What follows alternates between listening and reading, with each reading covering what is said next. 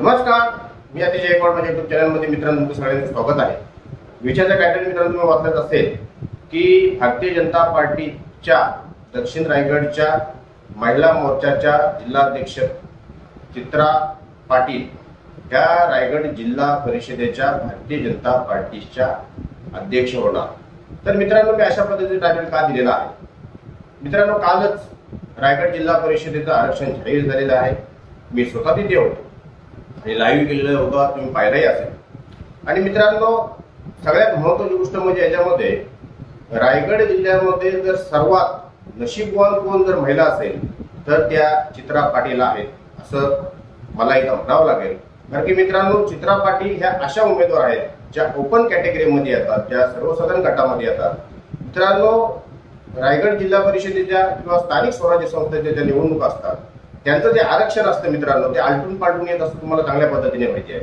परंतु गेले 2 टर्म चित्रा आस्वाद पाटील ह्या कुर्डूस जिल्हा परिषद मतदारसंघाचं प्रतिनिधित्व करतात। आणि मित्रांनो पहिल्या वेळेला तिथं ओपन आरक्षण पडलं, दुसऱ्या वेळेला तिथं ओपन आरक्षण पडलं आणि आता मित्रांनो तिसऱ्या वेळेला तिथं ओपन महिला आरक्षण पडलं।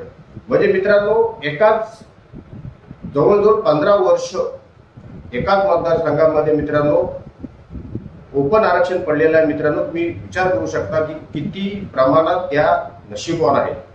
काल जवळजवळ रायगड जिल्हा परिषदेचे जे आरक्षण पडत होते त्या जिल्हा नियोजन समितीचे जे सभागृह आहे त्या सभागृहामध्ये मित्रांनो सर्व मातबर जिल्हा परिषदेचे उमेदवार तिथे आपल्या मतदारसंघामध्ये आपल्याला पाहिजे तसं आरक्षण पडायला पाहिजे यासाठी सगळेजण ध्यास लावून बसलेले होते मित्रांनो। परंतु सगळ्यात महत्वाची गोष्ट म्हणजे मित्रांनो याच्यामध्ये चित्रा आस्वाद पाटील यांनी बाजी मारलेली आहे।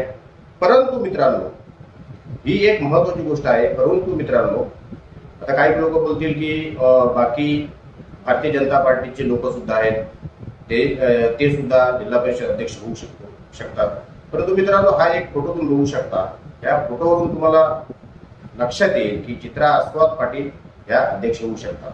परंतु मित्रांनो सगळ्यात महत्वाची गोष्ट म्हणजे चित्रा आस्वाद पाटील ह्या ज्यावेळेला भारतीय शेतकरी कामगार पक्षामध्ये होत्या त्यावेळेस सहजच जिंकायच्या।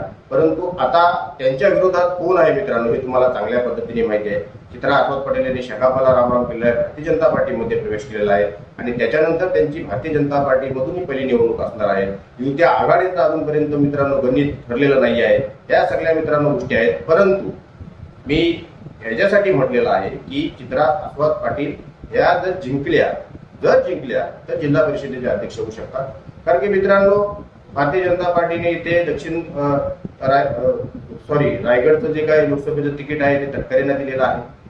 आणि कशा पद्धतीने अलिबाग, त्याच्यानंतर कर्जत, त्याच्यानंतर महाड हे काही मतदारसंघ आहेत ते सर्व मतदारसंघ हे शिवसेनेच्या वाटेला गेले।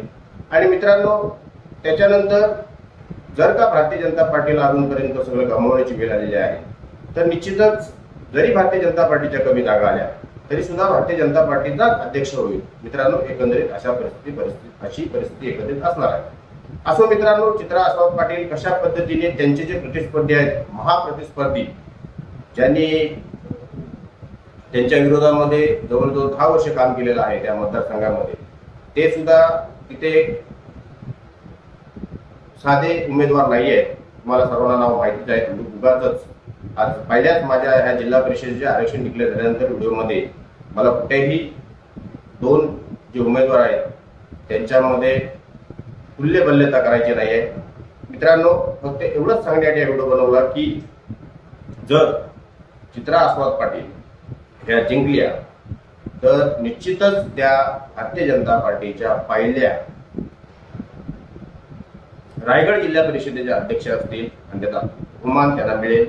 खऱ्या अर्थाने त्या महिला मोर्चाच्या अध्यक्ष झालेले आहेत तेव्हापासून भारतीय जनता पार्टीचे जे अभियान अंतर्गत जे कार्यक्रम असतात त्या कार्यक्रमाला त्यांनी अत्यंत जोमाने सुरुवात केलेली आहे।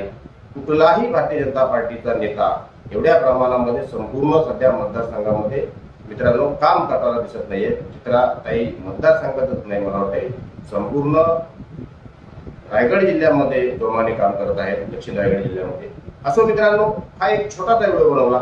याच्यानंतर आता मित्रांनो, जसे जसे दिवस जातील तसं तसं तुम्हाला माहिती आहे की युती आघाडीचे गणित, उमेदवार या बाबतीत सर्व बाबतीत मी तुमच्या अपडेट तुमच्यासाठी घेऊन येत जाईल. तुर्तास मित्रांनो इथेच थांबतो. जर कामावर असेल लाईक करा, शेअर करा, सबस्क्राईब करा. धन्यवाद.